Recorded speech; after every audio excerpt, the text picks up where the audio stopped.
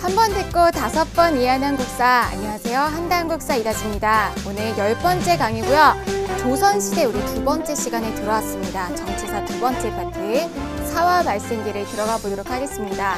우리 요즘 시대에서 살다 보면은 스펙 하는 얘기를 굉장히 많이 듣게 되는데요. 선생님이 조선시대 최고 스펙 사람을 가지고 왔습니다. 여러분들이 이 사람을 보고서 이 사람이 누구일지를 맞추는 게 오늘 수업을 풀어나가는 소소한 재미 중에 하나가 아닐까 싶은데요. 이 사람은 누구일까요? 이 사람은요, 왕세자 교육만 12년을 받은 사람이래요. 굉장히 길죠. 우리가 이전 시대 때 세종이 몇 년이라 그랬죠? 겨우 2개월 만에 책봉이 되고 바로 왕이 돼가지고 고군분투했던 모습을 살펴봤습니다. 그런 거에 비하면 이 사람은 굉장히 준비된 이제 세자로서의 교육을 받았다라고 보여지고 있고요. 이 사람 같은 경우에는 조광지처의 장남, 그러니까 우리가 생각하는 왕이 되기 위한 최고의 조건, 적장자로서의 조건을 갖추고 있습니다. 이 사람이 누구일지, 그리고 실제로 이런 좋은 스펙을 가지고 어떤 정치를 펼쳐 나갔을지를 선생님과 함께 살펴보도록 하겠습니다. 여러분들 우리 한국사에 어디까지 가보셨나요? 우리가 긴 시간 정치 파트를 이제 건너오고 있습니다. 3분의 1 지점을 지금 지나오고 있는데요. 맨 처음에는 우리가 선사시대를 봤어요. 기록되기 이전의 문화였는데 기록되고 난 다음이었던 청동기와 철기도 물론 같이 봤습니다. 여기서 가장 핵심적인 내용들 여러분들 기억하고 계신지 질문 한번 해볼게요. 농경의 시작 하면 신석기였고요. 우리 불평등의 시작하면은 청동기였죠. 자, 이런 선사시대의 문화 속에서 청동기 문명을 기반으로 해서 고조선이 형성이 되고 철기 문명을 기반으로 해서 여러 나라가 성장하는 내용들을 살펴봤습니다. 그 이후에는요, 중앙집권국가, 중앙집권 체제를 이루는 고대국가를 살펴봤는데요. 고구려 백제 신라는 우리가 어떤 내용으로 살펴봤죠? 고대국가의 4가지 공식, 왕위세습, 불교, 율령, 영토학장, 이거와 더불어서 각 세기별 전성기를 중심으로 해서 살펴봤습니다. 기억나시죠? 그 다음에는 중간세기, 중세라고 부르는 지점을 살펴봤는데요. 고려시대가 여기에 해당이 됐습니다. 고려시대는 2차례 나눠서 살펴봤었는데 이 시대를 관통하는 핵심 키워드는 뭐예요? 지배층. 누가 지배하고 있느냐에 따라서 심지어 다른 나라에 싸울 것인가 말 것인가에 대한 대응 방식까지 달라지는 것들을 볼 수 있었습니다. 고려시대는요, 호족 지배기, 그때 이제 체제도 정비했던 내용들, 그 이후에 문벌귀족 무신집권기를 하나로 나눠서 살펴봤고요. 그 이후에 권문세족기와 신진사대부기 그리고 대외항쟁 내용을 한 강으로 나눠서 살펴봤습니다. 그 이후에 우리가 지금 살펴보고 있는 근세, 조선시대를 살펴보고 있는데요.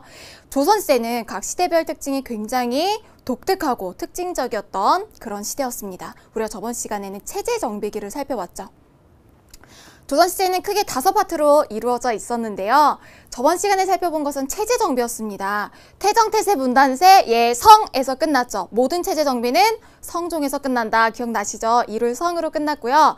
체제 정비한 내용들 잘 기억을 하셔야 되고, 이 시기에 가장 중요한 내용은 왕과 신하와의 권력의 견제와 균형이었습니다. 의정부 서사제, 육조직계제에 따라서 왕권이 강한지 신권이 강한지가 달라졌던 내용들 생각을 해보시고요. 중앙통치체제에서는 뭐가 중요했어요? 왕 라인, 신하 라인, 어떤 견제 라인이 어떻게 구성이 되고 있는지 중요했고요.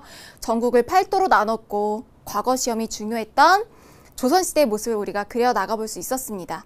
체제 정비를 하는데 가장 크게 기여를 했던 인물들이 고려 말 신진사대부 중에서도 조선을 건국하는데 큰 역할을 했던 바로 혁명파였는데요. 이 혁명파들이 중앙으로 와서 바로 관악파로 성장을 하게 되고 특히 세조 때 쿠데타에 참여하게 되면서 훈구파로 형성이 됐죠. 이들을 견제하기 위해서 바로 지방에 있었던 사학파, 살인파들을 성종이 등용하게 되면서 이들 간의 싸움이 벌어지는 시기가 바로 우리가 오늘 보게 될 16세기 사화 발생기입니다.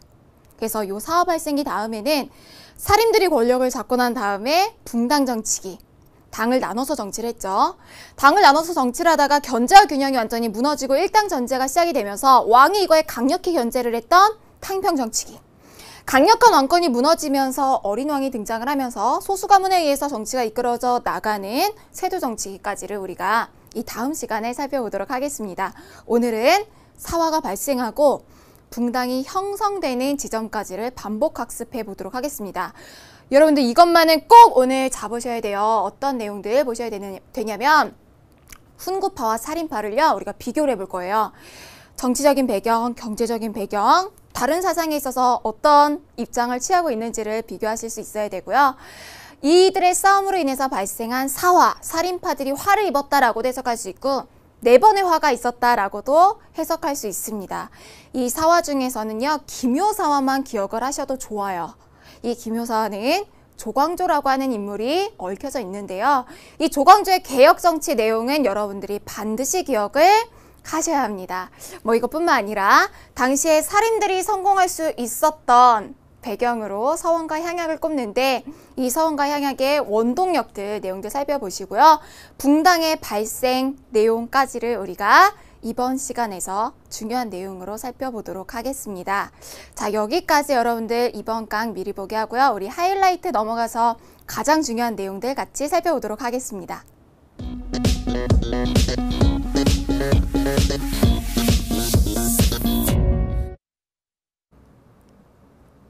자, 우리 하이라이트 들어가 보도록 하겠습니다. 사화 발생이 본격적으로 들어가기 전에요. 사화가 훈구파와 살인파 간의 대립이었잖아요. 이들 간의 대립이 왜 일어났는지 둘의 이 세력의 속성을 먼저 살펴보고 역사적인 진행 과정을 살펴보도록 하겠습니다. 훈구파와 살인파를 먼저 비교 분석 한번 해보도록 할게요. 자, 훈구파와 살인파의 뿌리는요, 모두 다 고려 말의 신진사대부입니다. 그 중에서 고려를 그냥 완전히 없애고 새로운 나라를 만들자라고 했던 쪽이 혁명파였어요. 자, 여기 아래다 써볼게요. 혁명파. 자, 이렇게 혁명파가 있는 반면에 고려의 틀 안에서 개혁을 하자라고 하는 쪽이 온건파였습니다. 다수는 온건파였지만 역사적인 승자는 혁명파였죠. 이 혁명파는 조선을 건국하는 데 큰 영향을 이제 미치게 되고요.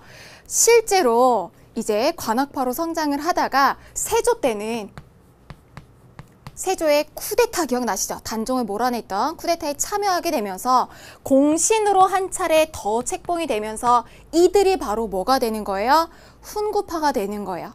자, 위쪽에 나와 있는 바로 이 내용이 훈구파에 대한 내용입니다. 훈구. 자, 이렇게 공운을 세운 바로 혁명파가 성장하는 와중에 지금 온건파는 어떻게 됐냐면 지방으로 내려왔어요. 패배자였기 때문에 지방으로 내려가서 자신의 후학들을 양성을 하고 있다가 성종대에 이전에 세조 때 훈구파가 너무 성장을 하게 되니까 이들을 살인들을 끌어다가 중앙정치에 등용해서 쓰기 시작하죠. 훈구파를 견제하기 위해서. 그래서 이들을 많이 썼던 곳이 바로 어디예요? 훈구파를 견제하고 비판하고 옳은 소리 할 수 있는 바로 삼사였습니다. 자, 그래서 온건파 같은 경우에는 살인파는 성종 때 3사의 관직으로 많이 임명이 됐고요. 훈구파가 아니라 이들은 선비들이 숲을 잃었다라고 해서 살인파라고 얘기를 하는 거예요. 자, 이들은 뿌리는 같아요. 성리학자라고 하는 뿌리는 같지만 실질적으로 안을 들여다보면은 같은 성리학자가 만날 정도로 주장하는 내용, 살아가는 모습들이 굉장히 다릅니다. 이게 그럴 수밖에 없는 게요. 서로가 서로를 이끌어 나갔던 시기, 주도했던 시기가 시대적인 배경이 너무나 다릅니다. 훈구파는요. 그들이 참여했던 15세기 조선의 초기 체제 정비기는 사람으로 치면은 약간 아기 같은 상황이에요. 그러니까 몸에 좋고 나를 형성하고 유지할 수 있는 것들은 닥치는 대로 먹고 이제 흡수를 하는 그런 시기라고 생각을 하면 됩니다. 반면에 살인파가 이끌어 나갔던 16세기, 그 다음 세기는요. 이미 조선이라고 하는 나라는 형성이 된 상태예요. 사람으로 치면 청소년기. 그러니까 지금은 뭔가 막 받아들여서 영양분을 흡수해서 몸을 만들 때가 아니라 정체성을 형성하고 방향을 만들어 가야 되는 때라는 거죠. 그래서 훈구파와 살인파는 정치적인 생각부터 차이가 있습니다. 그것부터 차근차근 한번 볼게요.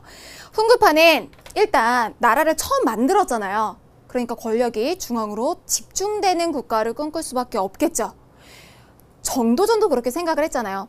지방으로 권력이 분산되면 지방민들의 백성들의 삶이 고달파진다고 생각을 했어요. 그리고 부유한 국가, 강력한 병사를 꿈꾸면서 이때는 과학기술이 굉장히 발전하게 됩니다. 반면에 살인파들은요.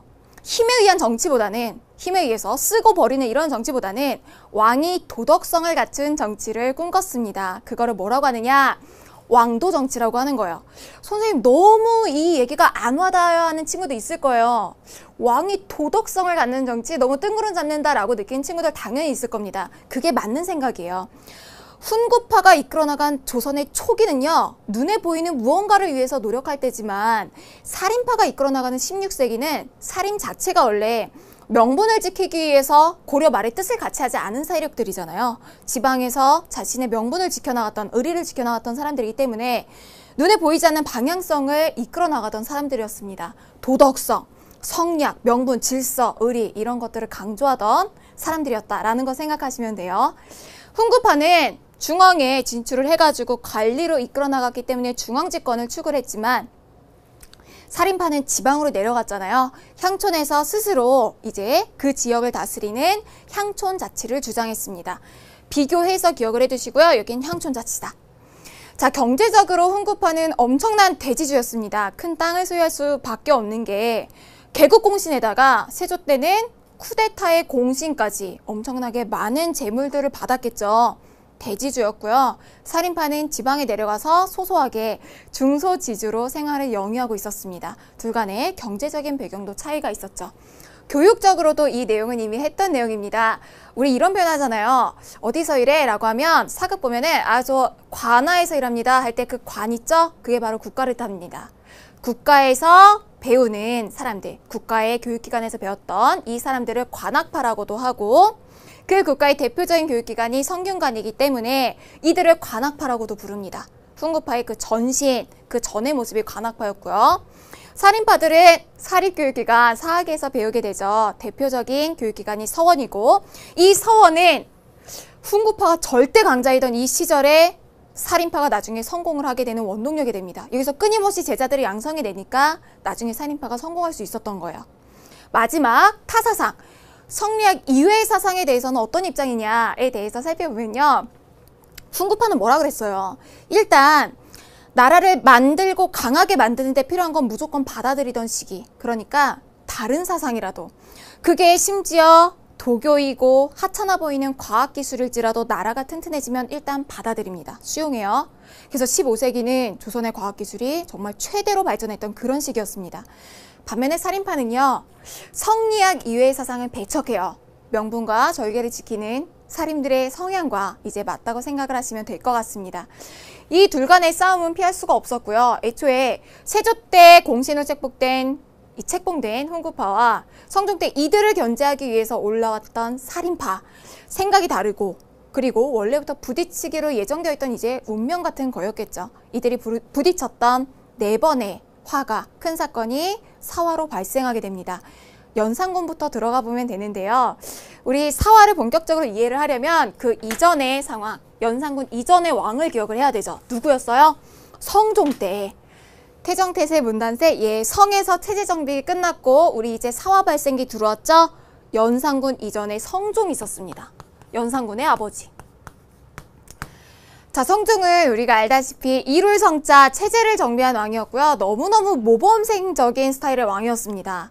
딱 보면은 지루하고 재미없어 라고 살 수 있을 정도로 너무 책도 많이 읽고 경연 열심히 참가하고 이런 왕이었는데 집안 경영은 그렇게 잘하지는 못했어요.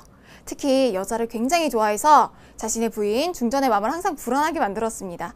중전이 이제 윤씨라고 하는 여자였는데 떡두꺼비 같은 아들을 낳았어요. 세자를 낳았는데도 성종이 워낙 여자를 좋아하고 후궁을 가까이 들이니까 이게 되게 불안했던 거예요.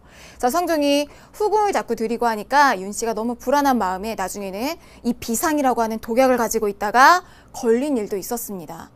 그런데도 성종이 세자를 낳은 여자인데 어머니인데 봐주자라고 해서 넘어갔는데 윤씨의 질투심이 끝이 없는 거예요. 선생님도 막내고 사랑을 되게 많이 받고 자라서 질투심이 많기 때문에 마음은 이해는 하지만 한나라의 국모니까 해서는 안 되는 선이 있잖아요. 그걸 이제 윤씨가 이제 넘어버린 거죠. 이런 얘기 여러분 그냥 듣고 지나가세요. 여러분도 그냥 드라마 보듯이 그냥 그런 얘기가 있었구나라고 기억을 하시면 돼요. 근데 이 윤씨가 나중에는 막 성종이 후궁이랑 같은 방에 있으면 막 방에 들어가서 이렇게 쳐다보고 그랬대요. 이거 얼마나 뻘쭘한 상황이에요. 계속 이렇게 하고 하니까 성종이 나중에는 윤씨를 폐비시켜버립니다. 폐서인시켜요. 근데 문제가 성종이 생각을 한 거예요.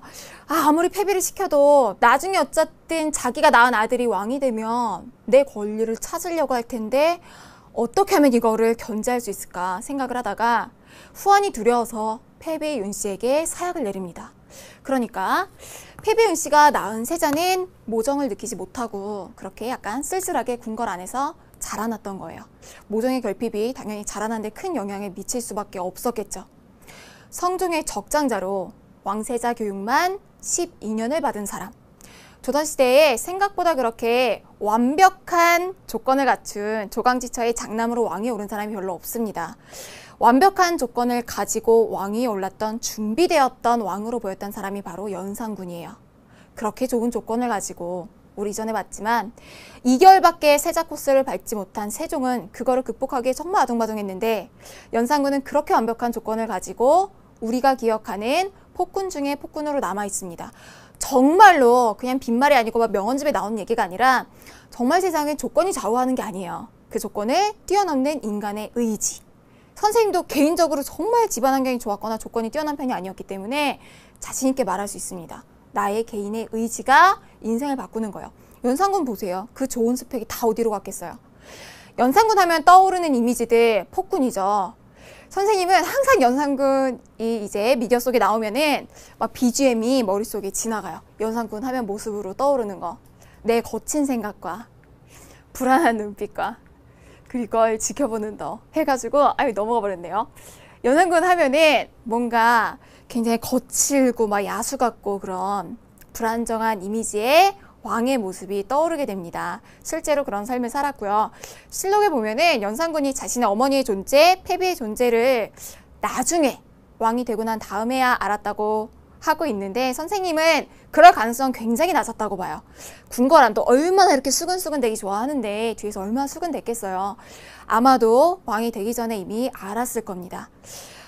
연산군은요. 자신의 아버지처럼 모범생처럼 살고 싶지는 않았어요. 아버지가 3사의 이 언론을 담당하는 대관들, 그러니까 사관원, 사원부, 홍문관들에게 쩔쩔매고 경연 참석하고 이런 게 좋아 보이지 않았습니다. 자신은요, 엄청 강력한 왕권을 달성을 하고 싶었어요. 어느 누구에게도 휘둘리지 않는 왕권. 그런 왕권을 구축하기 위해서 호시탐탐 기회를 노리고 있다가 딱 사건이 터진 거예요. 그 사건이 바로 실록에서부터 시작을 하게 됩니다. 실록은 우리가 잘 알다시피 사실을 기록한 책, 왕들에 대해서, 업적에 대해서 기록을 한 책인데요.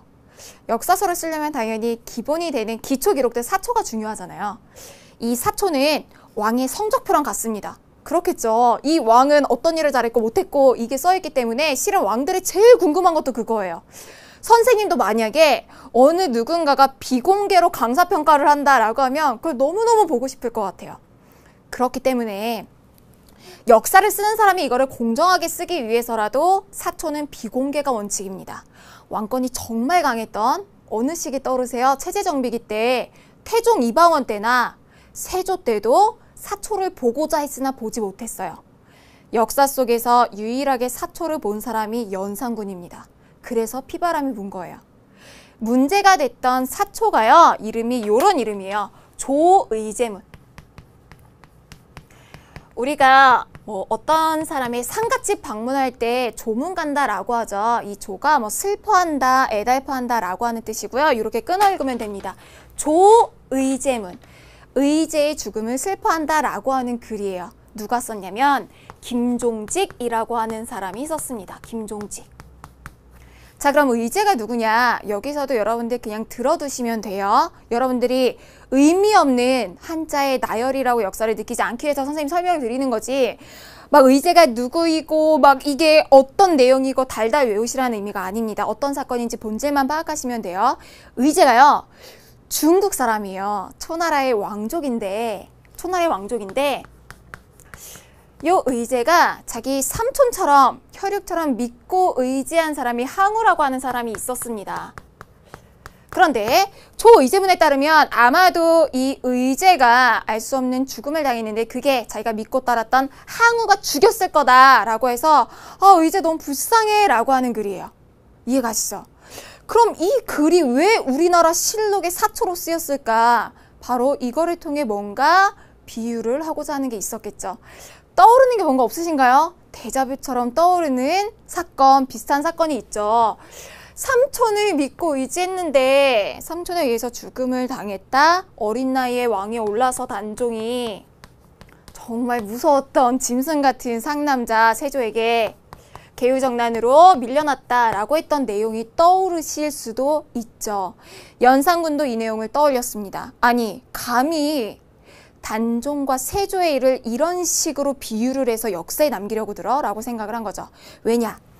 세조는 연산군의 증조할아버지예요.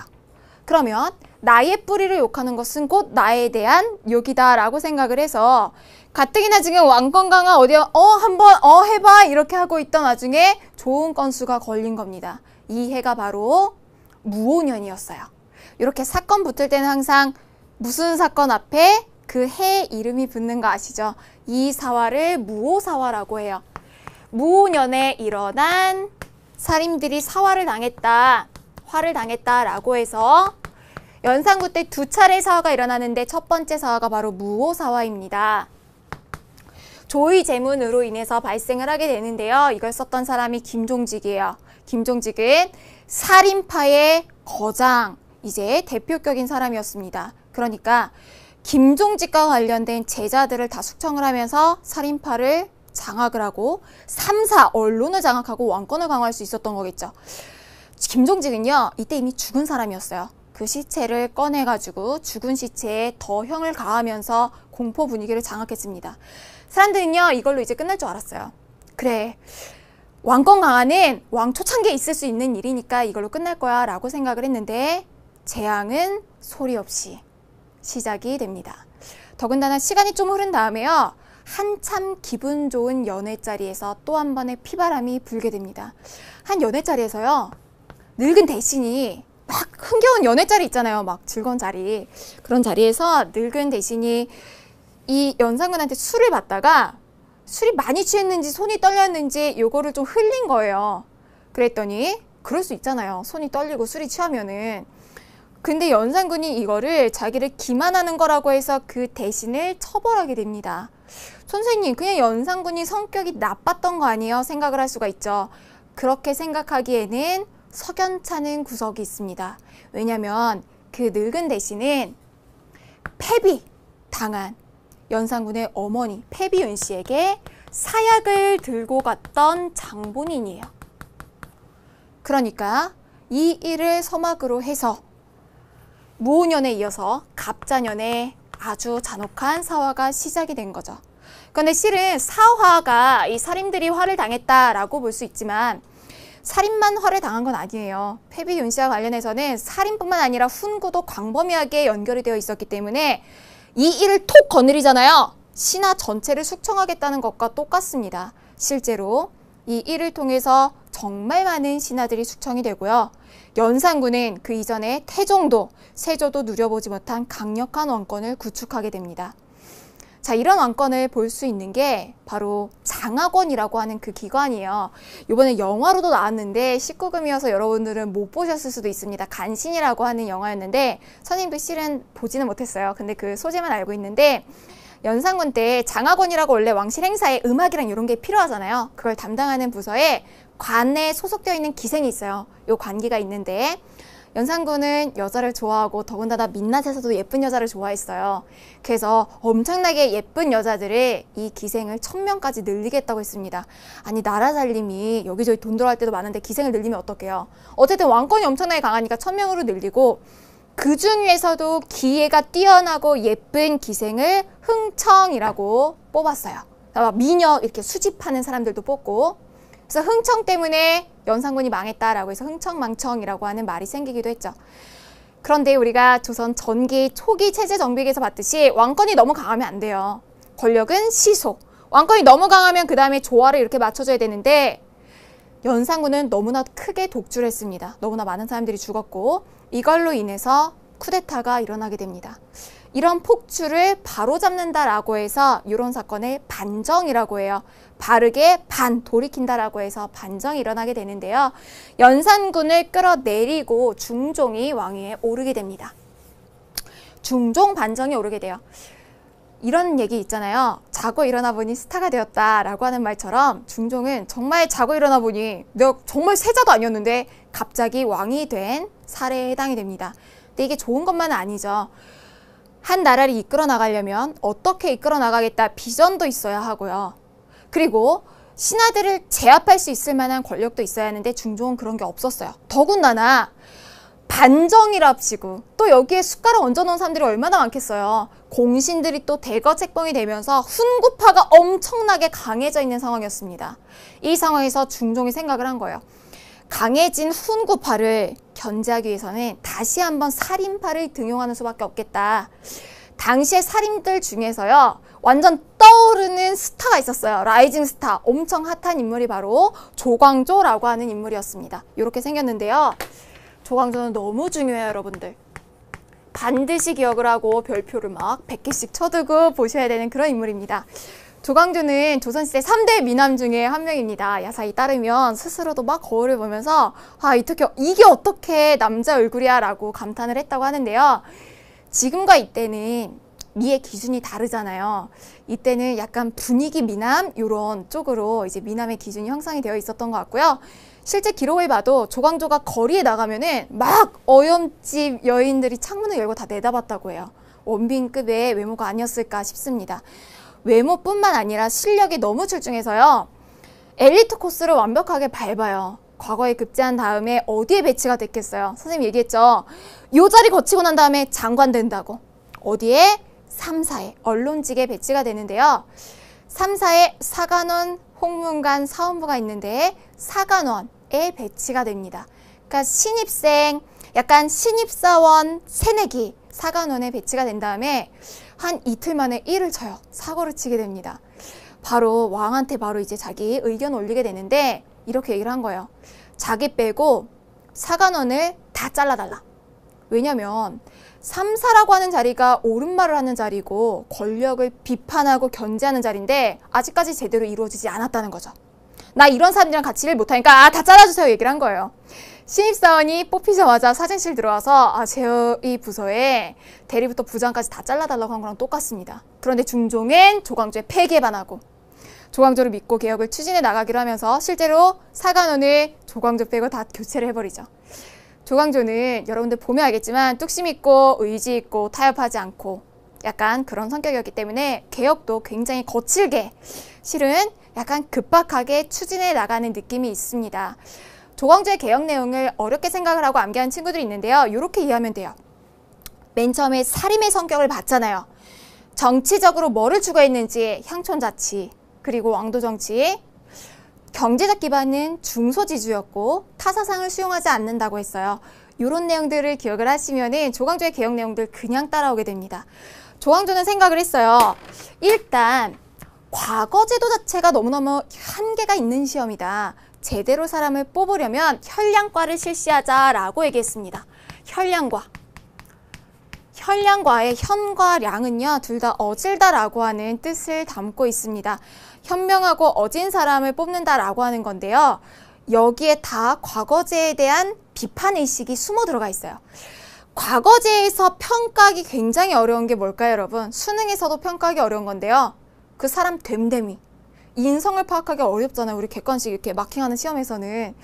과거제를 통해서는 그 사람의 인성을 파악하기 어려우니까 좀 어질고 착한 사람을 추천을 통해서 등용하자라고 하는 것이 바로 현량과입니다. 추천.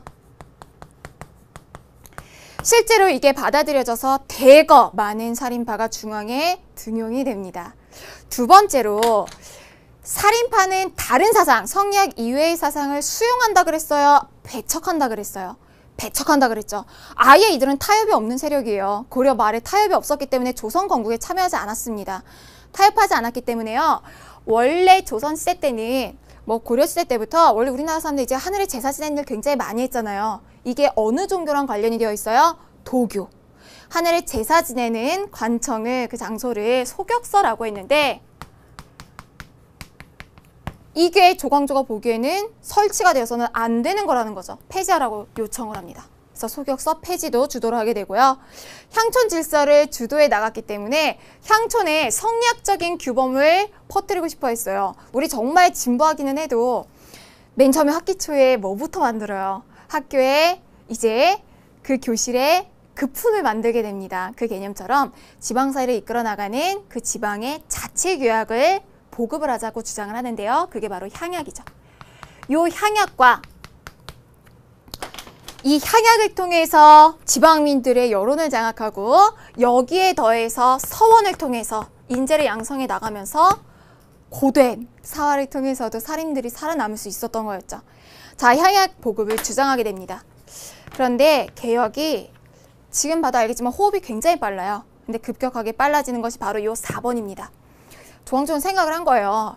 중종 반정, 그래, 반정이 일어난 것까지는 좋은데 중종 반정 당시에 실제로 정말 공을 하나도 안 썼는데 숟가락 얹기식으로 공신된 사람들이 많습니다.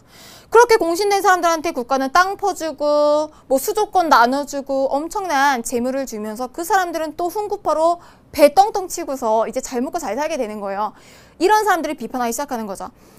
공을 진짜 세운 사람들 빼고 가짜 공을 세운 사람들의 가짜 공우는 삭제하자라고 주장을 하게 됩니다. 우리 야 가짜로 하지 마라고 할 때 이런 표현을 많이 써요. 위선자 할 때 거짓 위자 꾸민다라고 얘기를 하는 거죠. 가짜 공훈 위훈 삭제를 요청해요. 중종 반정 때 가짜 공훈을 세운 사람들을 이제 그 이름들을 없애자라고 합니다. 그런데 위의 개혁들은 다 그래 실시할 수 있는 거야 라고 생각을 해도 요 4번은 직접적으로 누굴 건드려요? 훈구파를. 훈구파가 가지고 있는 밥그릇을 건드려요. 개혁의 칼날이 누군가를 직접적으로 겨누고 있을 때 이 진짜 칼날이 부러지는 한이 있더라도 손으로 그걸 잡겠죠. 훈구파가 이거에 대거 반응을 하고 일어나고요.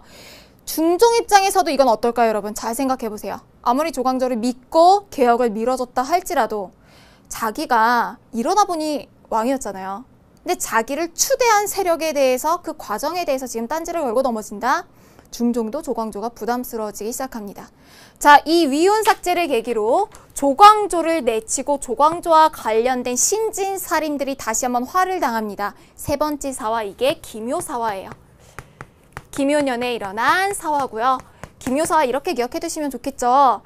조광조가 좋은 일을 하려다가 김효학이 죽은 해의 일이다 라고 기억해 두시면 좋습니다. 자, 중종 이후에 단 한 차례 또 한 번 사화가 일어나게 되는데요. 그게 명종 때의 을사사화예요. 을사사화. 자, 을사사화 같은 경우에 을사년에 일어난 사화다 정도 기억하시면 되고요. 여기에서는 뭐 딱히 살인이 뭐 엄청 큰 피해를 당했다 이런 걸 떠나서 가장 큰 핵심은 왕의 외가 가문, 외척 간의 권력 다툼이 가장 핵심이 됩니다. 지금 보면 사화가 4차례였죠. 앞글자만 따면은 무오사화, 갑자사화, 김효사화, 을사사화, 무갑기을이에요. 이 중에서 실은 여러분들이 내용을 완벽하게 기억을 해야 되는 것은 김효사화입니다. 나머지는 그냥 이름 정도 기억하고 지나가시면 되는데요. 사화를 통해서 훈구파와 살인파가 서로 견제와 싸우면서 사화가 지나갔지만 결국에 살아남은 것은 살인파였습니다. 서원과 향약을 통해서. 그런 이후에 이 살인파들이 서로의 의견이 맞는 세력들끼리 다시 뭉쳐서 분당이 시작되는 거죠. 근데 무갑기을 이 사화를 통해서 이 중앙에서 막 싸움을 하는 동안에 지방민들의 삶은 완전히 엉망이 돼요. 명종 이때는 지방 사람들의 삶이 완전 파탄난 걸 볼 수 있는 게 임꺽정이 나왔던 해가 이 해입니다. 나라 살리면 파탄이 나고 오랫동안 전쟁은 일어나지 않아서 나라의 군사력은 최약체가 되어 있던 상황이었어요. 그러니까 조선은 어느 시기보다도 정말 강력한 개혁군주가 필요했던 상황이었습니다. 그런데 이 다음에 왕위에 오른 사람은 선조였는데요. 조선 역사상 가장 무능한 왕 랭킹 1, 2위를 인조와 다투는 임금이 다음에 오게 되면서 나라가 크게 흔들리게 되죠. 자, 사화를 지나서 이제 붕당의 시작이 되는 선조 때로 들어가 볼 텐데요. 선조는 이렇게 좀 걸쳐져 있는 인물이에요. 사화 발생과 붕당 발생, 양난, 임진왜란과도 걸쳐져 있는 인물이라고 기억을 해두시면 좋습니다. 자, 선조 때는 사화를 통해서 살인들이 완전히 권력을 장악을 했어요. 이 살인들은 이제부터 살인들끼리 오순도순 행복하게 살았대요. 아니죠, 여러분. 우리가 항상 얘기를 하지만 목표가 똑같아도 그걸 가고자 하는 방법은 다를 수 있어요. 살인들도 각기 뜻이 맞는 세력에 따라서 당을 이루게 됩니다. 붕당은 결코 나쁜 게 아니에요. 아주 세련된 정치 형태라고 했죠. 서로 간에 의견이 맞는 사람들끼리 모여서 견제와 균형을 이루는 정치 형태입니다. 자, 사림이 벗붕무리당이라고 해서 붕당을 형성을 하는데요. 붕당의 성격, 붕당의 구조, 과정으로 나눠볼 수 있습니다. 자, 붕당의 성격은요. 이렇게 파악을 해볼 수가 있어요. 붕당이 나누어지는 기준이 무엇일까를 생각해 보시면 됩니다. 여러분들은 친구들끼리 어떻게 하면 이렇게 좀 파가 나뉘어요? 보통 보면 성격 맞는 친구들, 생각 맞는 친구들끼리 나뉘잖아요. 똑같아요. 정치에 있어서도. 일단 우리 사회에서도 지금 자주 보이는 건데요. 무슨 대학 총동문회, 무슨 고등학교 동창회 같은 거 보이시죠? 우리는 서로를 학연으로 묶는 풍조가 굉장히 강합니다. 이들에게도, 사림들에게도요. 너 어느 스승님 밑에서 배웠어?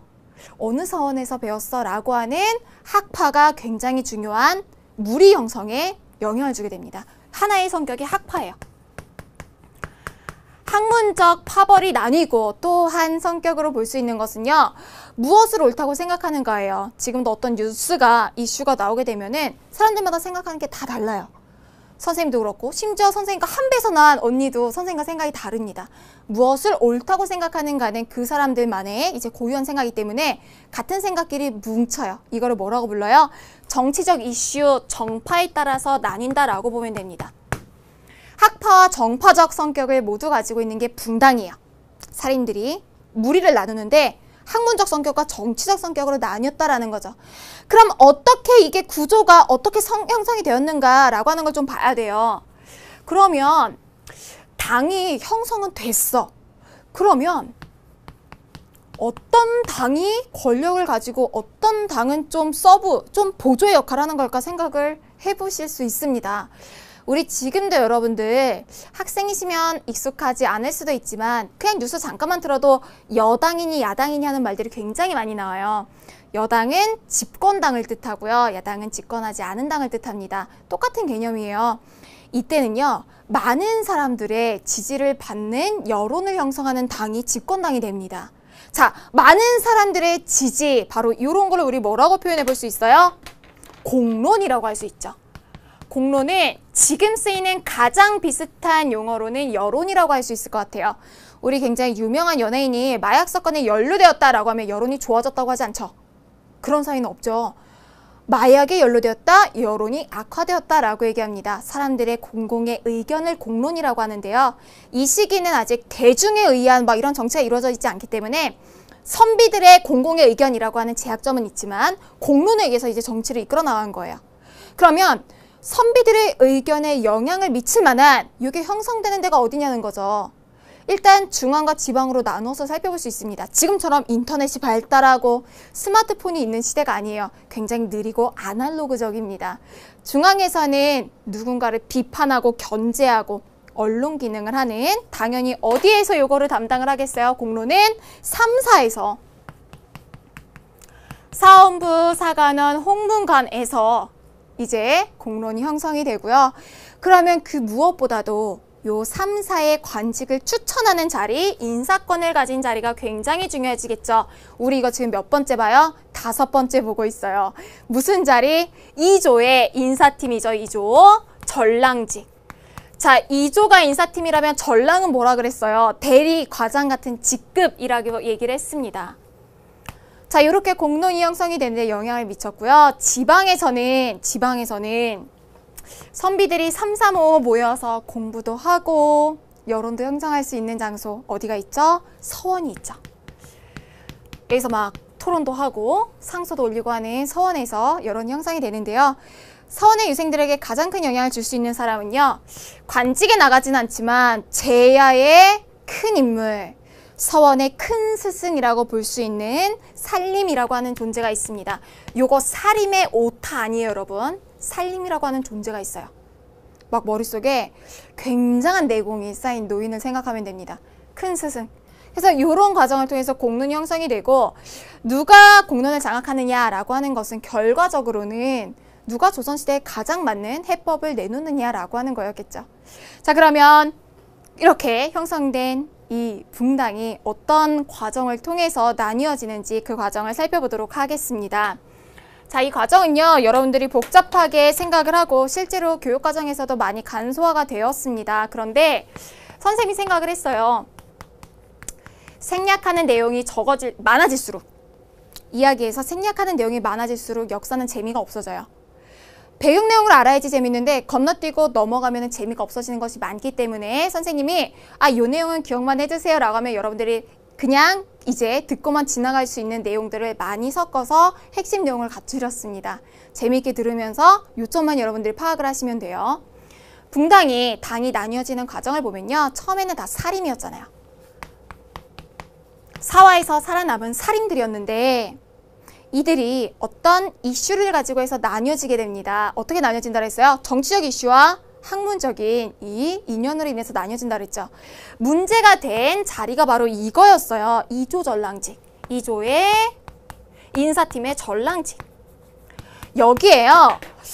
어떻게 됐냐면 요 얘기는 들어만 두세요. 선생님이 흰색으로 쓰는 거는 여러분들이 그냥 들어만 두시면 됩니다. 쓰지도 않으시고요. 요 2조 전랑지에 굉장히 중요한 자리잖아요. 언론을 장악할 수 있는 자리인데 여기에 누가 추천이 됐냐면 김유원이라고 하는 사람이 굉장히 좋은 성적으로 2조 전랑 자리에 임명이 되게 되었습니다. 이런 이름이 나올 때 여러분들 막 경기 일으키고 막 사람 이름 너무 많아 이러지 말고요. 우리 영화 볼 때 등장인물 많이 나와도 충분히 다 소화할 수 있잖아요. 스토리, 갈등을 기억을 하시면 돼요. 여기도 갈등의 내용이 다 있어요. 김유원이 2조 전랑 자리에 올라가게 되었는데 이거에 대해서 누가 반대를 했냐면 바로 외척 출신이었던 심의겸이란 사람이 반대를 한 거예요. 이런 내용이 여러분 이름이 중요한 게 아니라 당시 상황적인 배경을 이해하면 됩니다. 근데 외척 출신이니까 사람들이 생각을 한 거죠. 을사사화에 알싸한 추억이 있는 사람들은 외척은 다 배척하고 싶어요. 외척으로 인해서 사화가 발생을 했으니까. 심의겸이 김유원에 대해서 딴지를 거니까 김유원도 심의겸에 대해서 감정이 안 좋았습니다. 근데 시간이 또 흘러서 어떻게 됐냐면 2조 전랑의 김유원의 후임자로 누가 거론됐느냐, 심충겸이라고 하는 사람이 거론된 거예요. 자, 뭔가 여러분 느낌이 딱 오시죠? 선생님이 이름이 이다지인데 선생님 언니 이름이 이미지예요. 미지다지. 여기도 어때요? 의겸, 충겸, 겸으로 끝나죠? 형제예요. 그러니까 이제는 누가 딴지를 거느냐? 김유원 차례입니다. 김유원이 심충겸은 마음에 안 든다. 외척이라서 아니다라고 얘기를 합니다. 여기에 대해서 사림들이 의견이 나뉘어지게 돼요. 자, 어떻게 나뉘어지냐면요. 생각을 한번 해보세요. 김유원에 대해서 마치 걸그룹의 어떤 멤버 빠지고 누구 들어올 때 막 세력 관계에 따라서 반대하고 찬성하는 것처럼 이거는 명백한 김유원의 정치 보복이다 라고 생각하는 쪽이 있고요. 아니지, 원래 외척은 배척해야 맞는 거야 라고 생각한 쪽이 있습니다. 자, 전자, 김유원의 정치 보복이야. 심충겸이 외척이더라도 괜찮은 외척은 2조 전랑 자리에 오를 수 있다 라고 생각한 쪽, 즉 심의겸 쪽에서 생각을 했던 쪽이 있고요. 한쪽은 김유원 쪽에 서서 외척은 무조건 배척해야 한다라고 생각을 한 겁니다. 자, 이거에 따라서요. 김유원의 집이 어디에 있었냐면 동쪽에 있었어요. 그래서 이들이 바로 동인이 되고요. 심의겸의 집은 서쪽에 있었습니다. 그래서 이들이 서인이 된 거예요. 같은 사림에서 동인과 서인으로 분당하게 된 거죠. 자, 당이 나뉘어졌어요. 우리가 좌파 우파도 프랑스 혁명 당시에 왼쪽 앉은 사람이 급진파, 오른쪽 앉은 사람이 보수파가 된 것처럼 이 시기에도 마찬가지로 방향으로 결정이 됩니다. 정치적인 이슈에 따라서 지금 한번 나뉘었어요. 근데 우리가 알다시피 붕당은 정치적 요소와 학문적인 요소가 같이 있다고 했죠. 자, 학연의 영향을 또 미칩니다. 동인 쪽에 사람들은 어떤 사람들이 많았냐면요. 이황과 조식의 제자들이 많았어요. 이황과 조식. 자, 서인 쪽은요. 균형을 생각했던 이와 성혼의 제자들이 많았습니다. 자, 요것도 또 나뉘어지게 돼요. 어디서 나뉘어지냐? 동인에서 나뉘어지게 됩니다. 사건은 이제 아주 우연하게 시작이 되는데 당시에 정여립이라고 하는 사람이 있었어요. 이건 마찬가지로 여러분들 내용을 외우려고 하지 말고 이런 사건이 있었구나. 이런 정치적 이슈에 따라서 이런 내용이 바뀌는구나 생각하면 됩니다. 정여립이라고 하는 사람이 어떤 사람이었냐면 동인 쪽 사람이었습니다. 근데 이 사람이 굉장히 뛰어나고 빠른 사람이었는데 관직의 회의를 느끼고서 자기 고향 전라도로 내려가서 모임을 하나 조직해요. 그런데 이 사람이 너무나 시대를 앞서가는 생각을 합니다. 천하만물의 주인이 어딨어 라고 생각을 하면서 왕조 중심의 조선의 질서를 뒤흔드는 생각을 했던 거죠. 그래서 정여립이 영모 사건에 엮여서 처벌을 받아요. 이 정여립 영모 사건을 조사한 특검, 특수검찰이 바로 서인 쪽의 인물입니다. 여러분들이 잘 아는 관동별곡, 3위인곡을 썼던 정철이 이거를 조사하게 되는데요. 어떻게 보면 서인의 동인에 대한 싸움이 되게 되겠죠. 서인 출신이었던 정철이 정여립 영모 사건을 조사하면서 거의 동인 쪽 사람들을 많이 죽입니다. 심지어 정말 말도 안 되는 이유로 죽은 사람도 있어요. 대표적인 사람이 김빙이라고 하는 사람이 있는데 그냥 들어만 두세요. 원래 눈이 좀 약했대요. 선생님들 눈이 약해가지고 자주 눈을 깜빡이는 편인데 김빙이 눈이 약해가지고 찬바람 한번 불면 눈이 시려서 이렇게 눈물이 나온 거예요. 근데 정여립의 시체를 다시 한번 꺼내서 형을 가하는 자리에서 때마침 바람이 부는 바람에 눈물을 흘려서 야, 너 정여립이랑 무슨 사이야? 라고 하면서 김빙도 처형되는 사건이 있었습니다. 자, 정철은요, 오랜만에 서인이 권력을 가져갔으니까 이 권력을 유지시키고 싶었어요. 정철이 그래서 쐐기를 받기 위해서 선조에게, 당시 왕에게 뭐를 제의하냐면 선조가 형제혈통으로 계승을 해서 아직 적장자가 없었습니다. 자신의 본부인의 장남이 없었고 서자들만 있었어요. 첩의 자식들만. 그 중에서 광해군을 세자로 하는 게 어떠냐라고 광해군의 세자를 건의해요. 그런데 선조가 자신은 적장자를 가지고 싶은데 신하가 감히 이런 얘기를 하니까 화가 났겠죠. 그래서 서인 쪽을 완전 팽합니다. 버려요. 그래서 다시 동인이 권력을 잡는데 여기서 또 나뉘어지는 거예요. 자, 생각을 해보세요. 정철의 이 조사로 엄청난 피해를 입은 쪽 있죠. 그 사람들은요, 이 서인을 다시는 용서하지 말자라고 얘기를 하면서 강경 대응하자고 하는 쪽이 북인이 돼요. 그런데 피해 규모도 좀 더 적고 좀 더 온건한 쪽, 서인과 같이 가져가는 쪽이 남인이 됩니다. 정치적 이슈 뭐예요? 정여립 모반 사건과 그에 따르는 정철의 이런 세자책봉 사건이 맞물리면서 서인에 대한 이 방향으로 나뉘게 되는데 북인 쪽이 누구였냐면 실천을 강조하는 조식 쪽의 제자들이었어요. 조식은 평상시에도 나라를 위해 목숨을 바쳐야 된다고 하면서 항상 칼을 몸에 지니고 다닐 정도로 이제 열성적인 사람이었습니다. 이황의 제자들이 남인이 되는데요. 여러분 생각해보세요. 이 다음에 조선에는 임진왜란이 일어나는데 그때 의병장 일으켜서 싸우는 사람들 누구겠어요? 북인, 조식의 제자들이겠죠. 광해군 정권까지 이어져요. 그래서 지금 이 상황에서 과정상에서 붕당이 이렇게 발생을 합니다. 정치적 이슈와 학문적 이슈에 따라서 나뉜다고 했죠. 다시 한번 볼게요. 자, 이조전랑 자리를 두고서 의견이 일단 나뉘어진 거예요. 정치적 이슈 첫 번째, 이조전랑 자리. 외척이 가능하다라고 생각하는 쪽이 서인, 외척은 불가능하다, 동인. 자, 학문적 이슈에 따라서도 이황과 조식의 제자들이 동인이었고 이이와 성운의 제자들이 서인 쪽을 이루고 있었습니다. 그 중에서 동인이 다시 한 차례 나뉘게 되는 계기가 정여립 영모 사건과 정철의 세자책봉 사건인데 이걸 기점으로 해서 학문적으로도 어떻게 나누느냐. 조식의 제자들이 북인, 이황의 제자들이 남인이 된 거예요. 자, 이렇게 붕당이 계속되고 있는 와중에 이제 조선에 먹구름이 들이오기 시작합니다. 조선은 지금 딱 봐도 어떤 나라예요? 철저하게 문신 중심의 나라입니다.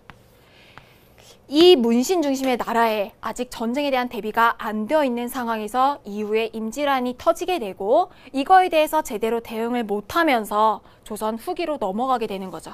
그래서 붕당에서 가장 중요한 것은 사람의 이름이 아니라 정치적인 이슈, 학문적인 이슈에 따라서 적어도 이 시기 있어서만큼은 서로 간의 공존과 견제 균형을 하면서 조선시대까지 끌고 갔다는 거죠.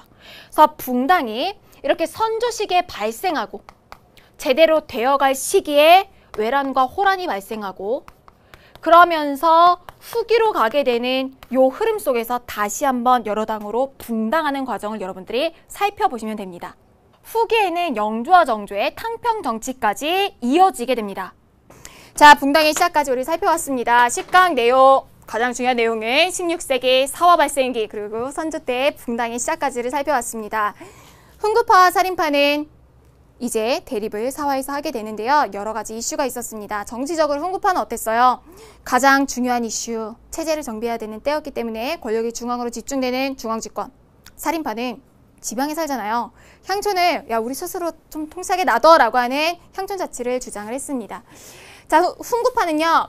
나라를 강해지게 하는데 가장 큰 목표가 있었어요. 부국강명을 위해서라면 과학기술도 이제 마다하지 않고 개발을 해냈습니다. 살인파는요. 힘에 의한 뭐 이런 장악보다는 왕이 도덕성을 가진 정치, 명분이나 방향성을 찾는 왕도 정치를 중요시 여겼습니다. 경제적으로도 차이가 있었어요. 훈구파 같은 경우에는 여러 공신, 공을 세우면서 어마어마한 토지, 대농장, 대토지를 소유하고 있는 사람들이 됐고요. 살인파는 지방에서 소소하게 농사지고 살아가는 중소지주로 활약하게 됐습니다.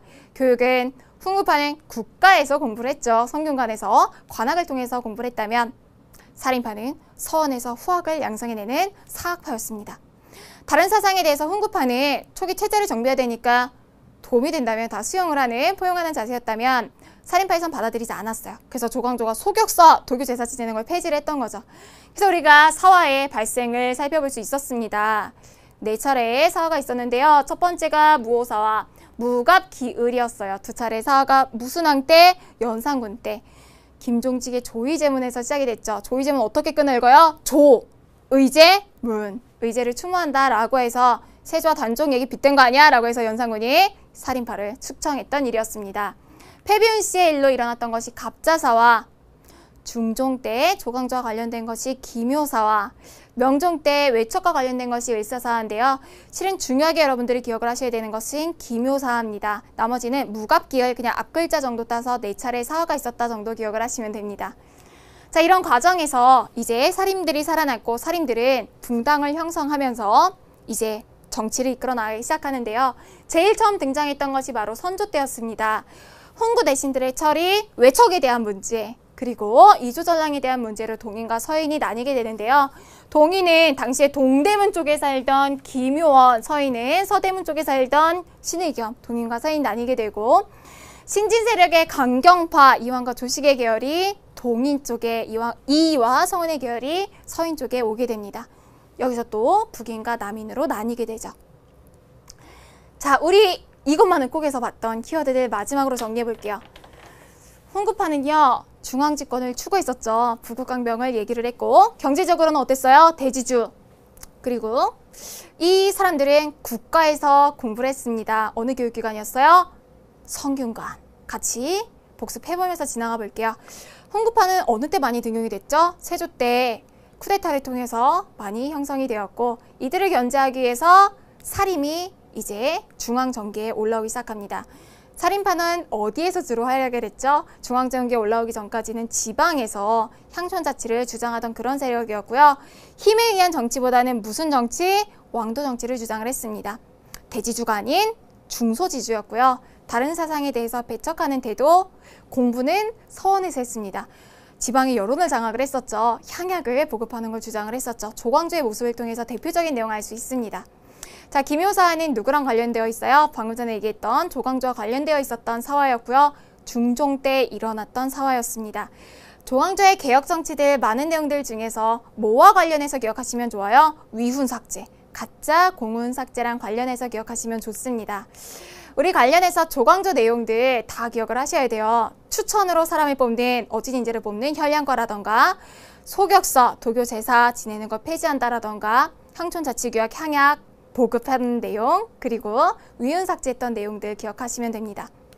자, 관련해서 우리 서원과 향약이 굉장히 중요한 역할들, 사림이 형성되는 중요한 역할을 했다라고 하는 거를 배웠고요.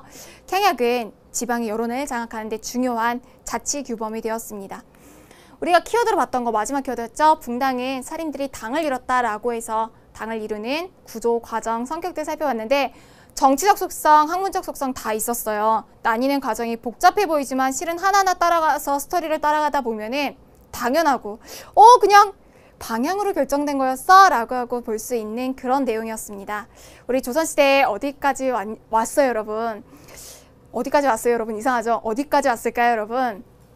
15세기, 16세기까지 왔습니다. 15세기에 체제 정비하는 내용, 태정태세, 문단세, 예성까지 해서 여러 가지 내용들을 살펴봤다면 오늘은 훈구파와 살인파가 갈등을 하는 사화 발생기를 중점적으로 살펴봤고요. 이제 다음 강에서 양난, 임진왜란, 병자호란, 그리고 동시다발적으로 진행이 됐었던 양란 이후의 사회를 이끌어 나가려고 노력했던 붕당 정치계의 내용들을 조선 정치사 3번째 시간에서 살펴보도록 하겠습니다.